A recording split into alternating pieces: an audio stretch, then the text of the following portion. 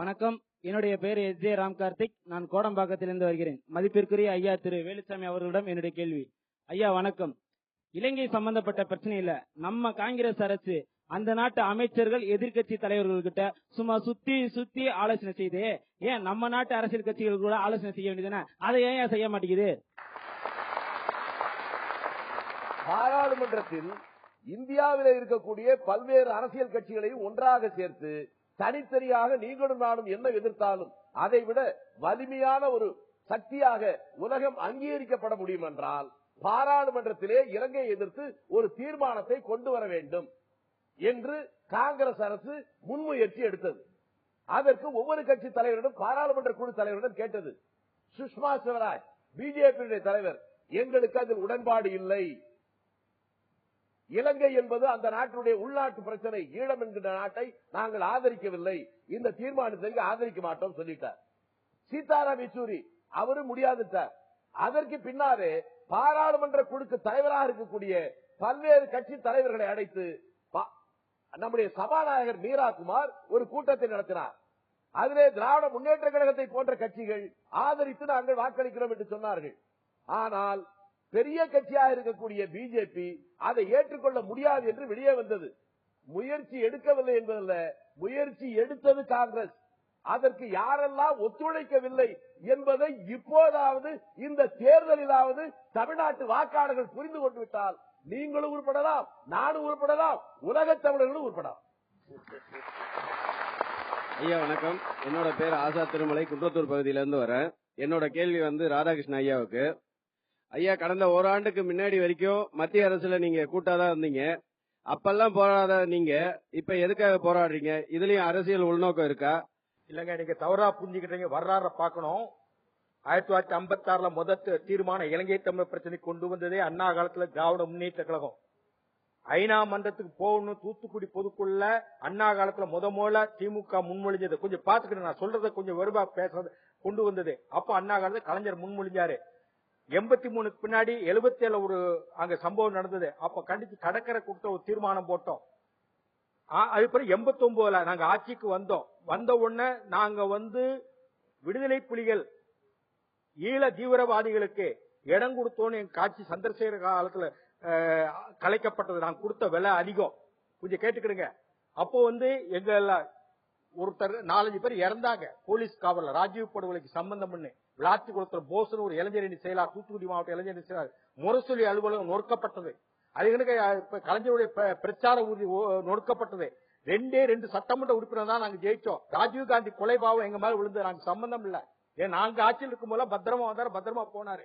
அதுக்கெல்லாம் விலை கொடுத்தோம். அந்த பழைய இதை நீங்க பாக்கணும். ஒன்னு சொல்ற, 2011 இதே தீர்மானம் ஐநா தீர்மானம் வருது. தமிழ்நாட்டில் விழிப்புணர்வு ஏற்பட்டதா? 2012 தீர்மானம் வருது. டெசோ அமைச்சோம், எல்லாரும் போராட்டம் உலக அளவுல போச்சு. அதுக்கு முன்னாடி டெசோ மாநாடு நாங்க நடத்துறோம். எங்க மாநாட்டுக்கே வரக்கூடாது. நான் தான் எல்லாரும் பேச கலைஞர் தலைமையில் நடக்குது. மாநாட்டுக்கு வாங்க, நான் கூப்பிடுறேன். ஆனா இங்க இருக்க ஈழ ஆதரவாளர் வராதுங்கன்னு சொன்னாங்க. இதே ராஜபக்சே அதே குரலத்தான் கொண்டாடு மாநாட்டுக்கு போவாங்க. அந்த மாநாடு நடத்தினாலதான் அவர் ராஜபக்சே விடுதலை புலி மாநாடு சென்னையில் நடக்க போகாதங்கன்னு இலங்கை நாடாளுமன்ற உறுப்பினர் சொன்னாங்க. அதே புத்த பிக்ஷுகள் கொளுத்துறாங்க கலைஞர் கொடும்பாவிய. நாங்க கொடுத்த விலை அதிகங்க தோழர். இதுதான் எங்க பதில். நாங்க ஈழ பிரச்சனை நாங்க கொடுத்த விலை அதிகம், நாங்க கவனிச்சிட்டு இருக்கோம். இப்ப நாங்க அதுக்கு காமன்வெல்த் மாநாடு எத்தனையோ மாநாடு நடந்தது. இப்ப திமுக சொன்னப்பதான் காமன்வெல்த் மாநாடு இருக்கு. இலங்கையில ஐநா தீர்மானம் வருதுன்னு மக்கள் மீது விருப்பம் திராவிட முன்னேற்ற எடுத்து யாரு என்ன செஞ்சா அதிர்வு ஏற்படுமோ அது திராவிட முன்னேற்ற தலைவர் கலைஞர் செஞ்சாரு.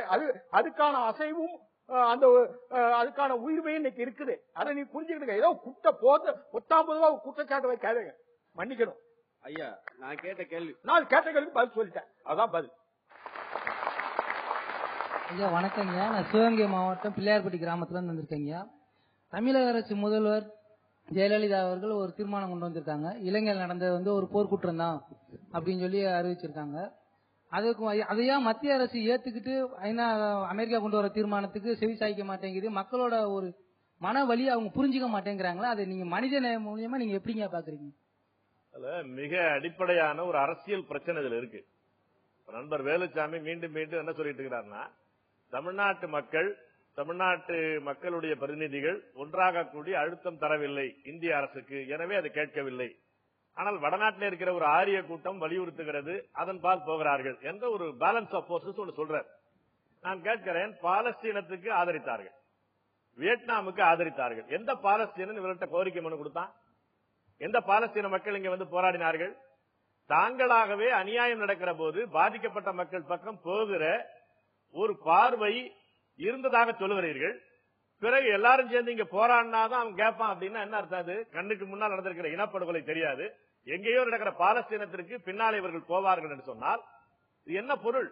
சர்வதேச அரசியலில் காயர் நகர்த்தத்தான் தெரியுமே தவிர மனிதநேயத்தின் பால், மனிதர்களின் பால் நிற்க முடியாது என்பதுதான் அதனுடைய பொருள். எனவே இவர்களுடைய அடிப்படை என்ன? எதிர்க்கட்சியா இருக்கிற அத்வானி தன்னுடைய ட்விட்டர்ல சொன்னார், இலங்கையில் இருக்கிற சிங்களர்களும் நாமும் வடநாட்டை சேர்ந்தவர்களும் ஆரியர்கள் தான் என்று அத்வானி சொன்னார். அது உண்மைதான், நம்ம அதுல மறுக்க வேண்டிய அவசியம் இல்லை, உண்மைதான். அந்த ஆரிய கூட்டணி ஒரு அடிப்படையான கூட்டணி. அந்த ஆரிய கூட்டணியை எதிர்த்த ஒரு எழுச்சி வராமல் இந்த பிரச்சனையை அப்படி மேலோட்டமா பார்த்திட முடியாது. இப்ப வேலுச்சாமி அவர்கள் சொன்னது போல எதிர்க்கட்சி தலைவர்களை கூட்டி ஒரு சுமூகமான ஒரு தீர்மானத்தை நிறைவேற்றி இலங்கைக்கு காட்டலாம் என்று ஒரு முயற்சி செய்தார்கள் என்று சொல்கிறார்கள். அந்த தீர்மானம் என்ன? ப. சிதம்பரம் தான் அதை வரைந்தவர். அங்கே அந்த தீர்மானத்தை கூட மற்ற கட்சிகள் ஆதரிக்கவில்லை என்ற செய்தி உண்மைதான். அந்த தீர்மானத்தில் இருந்தது போன ஆண்டு மாணவர்கள் போராட்டம், அதற்கு பிறகு திமுக விலகியது, அதற்கு பிறகு நாடாளுமன்றத்தில் ஒரு தீர்மானம் நிறைவேற்றினார், மறுபரிசீலனை செய்ய தயார் என்று கலைஞர் அவர்கள் அறிவித்தார்கள். இந்த அடிப்படையில் ஒரு தீர்மானத்தை முன்வைக்கலாம், அந்த கூட்டணியை தக்க வைத்துக் கொள்ளக்கூடிய முயற்சி என்று ப. சிதம்பரம் ஒரு வரி தீர்மானம். அது என்ன? அவரே அவருடைய பேஸ்புக் மூலமாக லீக் பண்ணார். அதுல என்ன வந்துச்சு? இலங்கையில் 2008, 2009 நடந்த அத்துமீறல்களை கண்டிக்கிறோம், அவ்வளவுதான். அத்துமீறல்கள் கண்டி வருந்துகிறோம், அவ்வளவு. கண்டிக்கிறோம் கூட கிடையாது. என்ன அத்துமீறல்? யாருக்கு எதிராக? இன்றைக்கு இருக்கிற அமெரிக்க தீர்மானத்தை விட மோசமான தீர்மானம் அது. யார பத்தியும் சொல்லாம அப்ப நடந்த அத்துமீறல் என்று அந்த தீர்மானத்தை கூட, அவ்வளவு நீர்த்து போன திசை தெரியாத அந்த தீர்மானத்தை கூட பாஜக ஆதரிக்க மறுத்தது. நம்முடைய தமிழ்நாட்டிலே ஆதரிக்கிற இந்திய கம்யூனிஸ்ட் கட்சியினுடைய அனைத்து இந்திய நாடாளுமன்ற குழு தலைவர் குருதாஸ் தாஸ்குப்தா மறுத்தார், எச்யூடி மறுத்தார், முலாயம் சிங் யாதவ் மறுத்தார். இதுதான் இந்தியா. இந்த அடிப்படை புரிதல் இல்லாமல் நீங்கள் எவ்வளவுதான் ஓடிக்கிட்டு இருந்தாலும் கூட இந்திரா காந்தியை மாற்றிவிட்டு இவர்கள் சொன்னார்கள் அவர்கள் சொன்னார்கள் ஒண்ணும் கிடையாது. அடிப்படையில் தமிழர்களுக்கு எதிரான உள்நாட்டு கொள்கை தான் வெளிநாட்டு கொள்கையாக பிரதிபலிக்கிறது. இந்த 13வது சட்ட திருத்தத்துக்குள்ள எல்லாம் முடிஞ்சு. இந்த தீர்மானம், அமெரிக்க தீர்மானத்தில் இருக்கிற இன்னொரு சிக்கல் என்ன? நான் இந்த விவாதத்தின் மூலமாக முக்கியமாக சொல்ல வேண்டிய கருத்தாக நான் சொல்லுகிறேன். இந்தியாவுடைய முயற்சி என்ன? இதுல இந்த தீர்மானத்தை ஆதரிப்போ, இந்த தீர்மானத்திலே மாற்றம் கொண்டு வருவதோ அல்லது புது தீர்மானம் கொண்டு வருவதோ என்ற அணுகுமுறை அவரிடத்தில் இல்லை. ஏனென்றால் ராஜபக்சேயை சந்தித்து மன்மோகன் சிங் பேசியனுடைய செய்திகளை குர்ஷித், வெளியுறவுத்துறை அமைச்சர் சல்மான் குர்ஷித் சொல்கிறார். அந்த செய்தியில அவர்கள் என்ன முன் வருகிறார்கள்? அங்கிருந்து ராணுவத்தை திரும்ப பெற்றுக் கொள்ளுங்கள், அதை நீங்கள் படிப்படியாக செய்தால் நாங்கள் ஒரு மாற்று உதவி செய்கிறோம். என்ன? அங்க இருக்கிற 13வது சட்ட திருத்தத்தை நிறைவேற்றி அதற்கு ஒரு நாடாளுமன்ற குழு வைத்திருக்கிறார்கள். இதுவரையிலும் அங்கே இருக்கக்கூடிய தமிழ் தேசிய கூட்டணியைச் சேர்ந்த நாடாளுமன்ற உறுப்பினர்கள் அதில் பங்கு பெற மறுக்கிறார்கள். ஏனென்றால் அங்கே இருக்கக்கூடிய நிவாரண வேலைகள் கூட தமிழர்கள் மூலமாக, தமிழர்கள் ஆட்சியின் மூலமாக நடக்கவில்லை. எனவே அந்த குற்றச்சாட்டை சொல்லி அவர்கள் வெளியேறுகிறார்கள். இந்த ஒரு சமரசத்திற்கு தான் அந்த ராஜபக்சே மன்மோகன் சிங்கினுடைய பேச்சுவார்த்தை முடிந்திருக்கிறது. அது குர்ஷித்தினுடைய பேச்சை பார்த்தால் உங்களுக்கு தெரியும். இது இறுதிக்கும் இறுதியாக இனப்படுகொலை குற்றச்சாட்டிலிருந்தும் மனிதகுலத்திற்கு எதிரான குற்றம் என்ற குற்றச்சாட்டிலிருந்தும் கருத்து வாக்கெடுப்பு என்ற கோரிக்கையிலிருந்தும் சமாதி கட்டுவதற்கான முயற்சியைத்தான் ராஜபக்சே மன்மோகன் சிங் சந்திப்பு முன்முயற்சி எடுத்துக் கொண்டிருக்கிறது. அதைத்தான் இந்தியா செய்ய போகிறது. அதில் தான் தமிழ்நாட்டு இளையவர்கள் விழிப்புணர்வோடு அந்த இந்தியாவை வலியுறுத்தக்கூடிய போராட்டத்திலே ஈடுபட வேண்டுமே தவிர இவர்களுக்கு அவர்களுக்கு என்ற இந்த பொம்மலாட்ட அரசியலுக்குள்ளே நம்முடைய கவனத்தை திருப்பிவிட்டு இதற்கு பின்னால் நடக்கிற மிக ஆழமான இனப்பகை அரசியலை கவனிக்க தவறிவிடக் கூடாது. ஒரு ஆரிய இந்தியாவின் இனப்பகை அரசியல் இந்த ஈழத்திலே இப்போது அரங்கேறிக்கிறது. அது தற்செயலாக அங்கே நடந்திருக்கிற ஒரு போராட்டம் முன்னாலே வந்ததுனால அது நிறைவேறியது. தமிழர்களுக்கு, தமிழ்நாட்டு தமிழர்களுக்கு எதிராக இருக்கிற அந்த இனப்பகை அரசியல் தான், அதனுடைய நீட்சி தான், அதனுடைய எக்ஸ்டென்ஷன் தான் வெளியுறவு கொள்கையாக ஈழத்தமிழர்களுக்கு எதிராக செயல்பட்டுக் கொண்டிருக்கிறது. எனவே தமிழ்நாட்டு உரிமையின் பாலும் ஈழத்தமிழர்களுடைய உரிமையின் பாலும் இணைந்து நடத்தக்கூடிய போராட்டங்களை தமிழர்கள் முன்னெடுக்க வேண்டும் என்பதுதான் பெறக்கூடிய படிப்பினை. அதான் நான் சொல்லக்கூடிய விரும்புகிறேன். ஐயா வணக்கம். என் பேர் ஈசே சுரேந்தர் என்கின்ற சுடர்வேந்தன். நான் குன்றத்தூர் பகுதியிலிருந்து வரேன். என்னுடைய கேள்வி திருச்சி வேலுசாமி ஐயா அவர்கள்கிட்ட. ஐயா, இப்போ அமெரிக்கா கொண்டு வர தீர்மானத்தை எதிர்பார்த்துதான் தமிழோட விடுதலை இருக்கிறது அப்படின்னு சொல்றாங்க. ஆனா பார்த்தா அமெரிக்கா ஏற்கனவே சதாம் ஹுசேன் கொலை நெருப்பு சட்டத்துல தூக்குல போட்டாங்க. அவரை எதனால தூக்குல போட்டாங்கன்னா சதாம் ஹுசேன் பயங்கரவாத ஆயுதத்தை வச்சிருக்காரு அப்படின்னு சொல்லி தூக்குல போட்டாங்க. கடைசியில தெரிய வந்தது என்னன்னா அமெரிக்கா தான் பயங்கரவாத ஆயுதத்தை வச்சிருக்குது அப்படின்னு சொல்லி தெரிய வந்தது. இதனால என்னன்னு பாத்தீங்கன்னா ஒரு மனிதனோட உடம்புல நஞ்சு இருக்குது, அதுக்கு மருத்துவம் பார்க்கிற என்ற பேர்ல மறுபடியும் அந்த நஞ்செல்லாம் எடுத்துட்டு திரும்பவும் நஞ்செல்லாம் செலுத்தி நாங்கள் மருத்துவம் பார்த்து விட்டோம் என்று சொல்வதற்கான காரணமா இருக்குது. இப்படி இருக்கும் சூழ்நிலை நாங்க எப்படி ஐயா போராட முடியும்?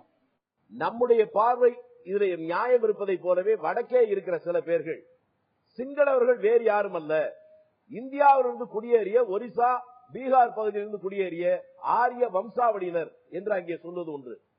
இரண்டாவது, பூகோள அடிப்படையில் இந்தியாவுக்கு வடபுறம் இருப்பது சீனா, தென்புறத்தில் இருப்பது இலங்கை. இந்த ரெண்டையும் நிரந்தரமாக பகையாக ஆக்கிக் கொண்டு இந்தியா நிம்மதியாக வாழ முடியாது என்பது ஒரு உண்மை. அதற்காக சில நேக்கு போக்காக போவதிலே தவறு இருப்பதாக நான் நினைக்கவில்லை. அதே நேரத்தில் இங்கே என்ன தவறு நடக்கிறது என்றால், இந்திய அரசு அந்த நாட்டினுடைய அதிபர் ராஜபக்சேயை அழைத்து அங்கே அமர வைத்தது எப்படி குற்றம் என்று இங்கே எதிர்க்கப்பட்டதோ அதே அளவு சம அளவில் மத்திய பிரதேச அரசு, பிஜேபி அரசு, இந்திய அரசு அல்ல, ஒரு மாநில அரசு இந்தியாவுடைய பாராளுமன்ற எதிர்க்கட்சி தலைவர் சுஷ்மா ஸ்வராஜ் மூலமாக அழைப்பை அனுப்பி சாஞ்சியிலே அழைத்து அவருக்கு ஒரு பெரிய விருந்து பாராட்டெல்லாம் நடத்தினார்களே, அதை எதிர்ப்பதில் தமிழ்நாட்டில் உங்களை போன்ற மாணவர்களாவது அது முனைப்பு காட்டினீர்களா? அல்லது மாணவர்களுக்கு பின்னாலே இருந்து போராட்டம் நடத்தியதாக அன்றைக்கு தங்கை முகம் காட்டிக் கொண்டவர்கள் இன்றைக்கு அந்த பிஜேபியை விட்டு எதிரிலே இருக்கிறார்களா? அவர்களை பக்கத்திலே நின்றார் என்றால் இது ஒரு நாடகம். எங்களுடைய போராட்டத்தை தடை செய்வதே உங்களுடைய அரசு தானே ஐயா. அரசே போராட்டங்களை தடை செய்யும் போது அப்புறம் எப்படி ஐயா போராட முடியும்? எந்த உங்களுடைய போராட்டத்தை நசுக்குவதற்கு அரசு என்கிறீர்களே, அந்த அரசனுடைய தலைமை யாரோ அவரை எதிர்த்து உங்களுடைய உரிமையை நிலைநாட்டுவதற்கு கிடைத்திருக்கிற வாய்ப்பு இந்த நாடாளுமன்ற தேர்தல். அதில் செய்வீர்களா? நான் ஒன்று தெளிவாக ஒன்றை புரிந்து கொள்ள வேண்டும். இலங்கையில் இருக்கக்கூடிய தமிழர்களுக்கு இன்றில்லாவிட்டாலும் என்றாவது ஒரு நாள் நிரந்தர ஒரு நிம்மதி, அவர்களுக்கு ஒரு நியாயம் கிடைக்க வேண்டுமானால் இந்திய அரசின் மூலமாகத்தான் அது கிடைக்க முடியும். என் பேரு சுஜிதா, நான் அம்பத்தூர்ல இருந்து வந்திருக்கேன்.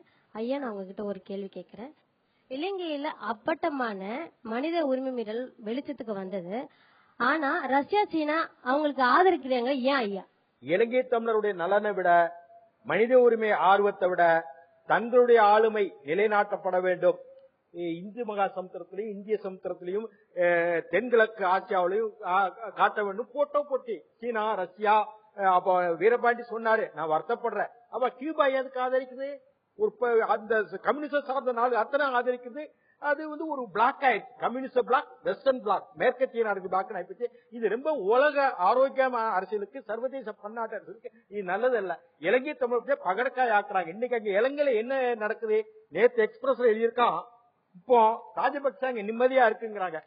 1,50,000 மிலிட்டரி போர்ஸ், ராணுவ வீரர்கள் அங்க இருக்கிறாங்க வடக்கு கிழக்கு மாநிலத்துல. என்ன அவசியம் இருக்குது? அங்க சுதந்திரமா இருக்கிறாங்க, சகஜமா இருக்கிறாங்க. ராஜபக்சே உட்காரு. இந்த 1,50,000 ஏன் மிலிட்டரிக்காரர் இருக்கணும் இங்க அவசியம்? அப்படின்னா அங்க நீ சகஜ நிலைமை திரும்பல. ஏன் இப்ப அரசாங்கம் விக்னேஸ்வரர் அரசாங்கம் வந்திருக்கு, அவரே வருத்தப்படுறாரு. அந்த அரசாங்கத்து மாகாண கவுன்சில கூட்டணோட கவர்னருக்கு அதிகாரம், ராஜபக்சேக்கு அதிகாரம். காவல்துறை இங்க தமிழ்நாட்டுல காவல்துறை மாநில சர்க்கார் கீழே இருக்குது. அதே லேண்ட் நிர்வாகம், நில நிர்வாகம், அந்த வசூல் இருக்கிறது, பட்டா கொடுக்கிறது, அந்த நிர்வாகம் கம்பெனியிட மாநில சர்க்கார் இருக்கு, தமிழ்நாடு சர்க்கார். இந்த ரெண்டுமே அங்கே ராஜபக்ச சர்க்காருக்கு என்ன மாகாண கவுன்சில் பொம்மை சர்க்கார், உப்பு செப்புள்ளாத சர்க்கார், அதான் அங்க நடக்குது. மோசமானது. இதுக்குதான் நாங்க கேட்கிறோம், ஒரு சர்வதேச பன்னாட்டு நியாயமான நம்பகமான ஒரு விசாரணை முதல்ல அமைக்கப்பட வேண்டும். அதே வீரபாண்டியன் சொன்னாரு. அதே மாதிரி பொது வாக்கெடுப்பு கிழக்கு வடக்கு மாநிலம் புலம்பெயர்ந்த தமிழ் மத்தியில் நடக்கும். இது மாதிரி கிட்டத்தட்ட 100 வருஷமா இந்த உலகத்தில் எங்கெல்லாம் குரேஷியா நடந்திருக்கு, ஸ்லோவேனியா நடந்திருக்கு, மாசிடோனியா நடந்திருக்கு, உக்ரைன் நடந்திருக்கு, ஜார்ஜியா நடந்திருக்கு, போஸ்னியா நடந்திருக்கு, எரித்ரியாவில் நடந்திருக்கு, மால்டோவால் நடந்திருக்கு, கிழக்கு தைமூர் நடந்திருக்கு, மாண்டிரியாவில் இருக்கு, தெற்கு ஒடிசாவில் நடந்திருக்கு, சூடான் நடந்திருக்கு. இப்படி ஒரு 50-60 நாடுகள்ல பொது வாக்கெடுப்பு தனி நாடா பிரிஞ்சிருக்கிறாங்க. ஏன் இந்திய சர்க்கார் அது கவனிக்க மாட்டேங்குது? ஏதோ போர் நடந்தது, முள்ளிவாய்க்கால் முடிந்தது. இப்ப ஏதோ மாகாண கவுன்சில் அங்க கிழக்க பிள்ளையானுக்கு என்ன முதலமைச்சரா இருக்காரு, அவருக்கு என்ன அதிகாரம் இருக்கு? ஒண்ணும் கிடையாது. ஒரு டேபிள் சேர் நாற்காலி வாங்கணும்னா ராஜபக்சே இன்னன் போட்டு வாங்கணும். அதே விக்னேஸ்வரன் ஒரு கார் வாங்கணும்னா அவர் முதலமைச்சர் நல்ல ஒரு கார் வாங்கணும், ஒரு அவருக்கு வேண்டிய வாகன வசதி வாங்கணும்னா கொழும்புக்கு எளியதான் வாங்கணும். அதிகாரம் ஒண்ணுமே கிடையாது மாகாண அரசு. இதுதான் அங்க இருக்க இலங்கை எல்லாரும் பயந்து போய் பீதியில இருக்கிறாங்க. அங்க மக்கள் அவங்க சுதந்திரமாகவும் விடுதலை ஆகணும், அதுதான் நம்முடைய நோக்கம். மோசமான நிலைமை அங்க இருக்கின்றது. இந்திரா காந்தி அவர்கள் இனப்படுகொலைங்கிறத ஏற்றுக்கிட்டாங்க. ஆனா இன்னைக்கு மொத்த இனமும் கொன்றொழிக்கப்பட்டிருக்குது. இந்த நிலையில் இங்க இருக்கிற ஆட்சியாளர்கள், காங்கிரஸ் கட்சியின் தலைவர்கள் அது ஒரு இனப்படுகொலைன்னே சொல்லலையே. நான் அதைத்தான் நான் முழுமையா சொன்னா மட்டும்தான் அதுக்கு ஒரு தீர்வு கிடைக்க முடியும். சரி, நான் சொல்ல வருவதற்கு காரணமே அதுதான். இந்த பிரச்சனையிலே குற்றவாளிகள் மற்றவர்களை விரல் நீட்டுவதையே எல்லோரும் வாடிக்கையாக வைத்திருக்கிறோம். நாம் ஒன்றுபடுகிற வரை ஈழத்தமிழருக்கு எந்த விமோசனம் கிடைக்கப் போவதில்லை. கேவலம் காவிரி பிரச்சனை என்றால் கர்நாடகத்தில் இருக்கிற அத்துணை கட்சிகளும், அத்துணை ஜாதியும், அத்துணை மதமும் எல்லோரும் ஒன்றாக நிற்க முடிகிறது. முல்லை பெரியார் பிரச்சனை என்றால் கேரளத்தில் இருக்கிற அத்துணை பேர் ஒன்றாக நிற்க முடிகிறது. இவ்வளவு மோசமான உலக வரலாறுலே இல்லாத இவ்வளவு பெரிய அழிவு நடந்ததற்கு பின்னாலும் கூட இந்த தமிழகத்தில் இருக்கிற 7.5 கோடி மக்களும் ஜாதியால், மதத்தால், வேறு பல காரணங்களால், அரசியல் கட்சிகளால் பிரிந்துதான் இருப்போம். ஒரு சீட்டுக்கும் 2 சீட்டுக்காகவும் யார் காலில் விடுவோம் என்கின்ற நிலை இருக்கிற வரை ஈழத்தமிழர் மட்டுமல்ல, உலகத்திலே எந்த மூலையில் வாழ்கிற தமிழருக்கும் எந்த நியாயமும் கிடைப்பதற்கு வழி இல்லை. அதற்கான குற்றவாளிகள் தாய் தமிழகத்திலே வாழ்கிற 7.5 கோடி மக்கள் என்பது என்னுடைய தெளிவான குற்றச்சாட்டு.